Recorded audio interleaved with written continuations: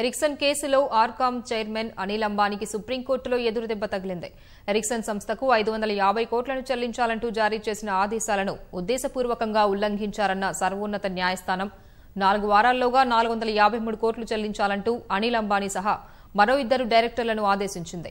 Ericsson సంస్థ దాఖలు చేసిన పిటిషన్ను విచారించిన justice RF Nariman, justice Vineet సరన్లతో కూడిన ధర్మాసనం ఈ మేరకు అనిల్ అంబానీ సహా Reliance telecom chairman Satish Seth, Reliance Infratel chairperson Chhaya విరానీలకు ఆదేశాలు జారీ చేసింది.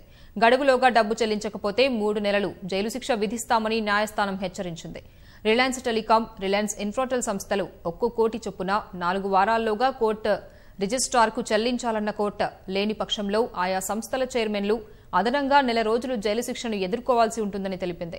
రిలయన్స్ సంస్థ ఇప్పటికే చెల్లించిన 118 కోట్లను వారంలోగా ఎరిక్సన్ సంస్థకు అందజేస్తామని సర్వోన్నత న్యాయస్థానం తెలిపింది.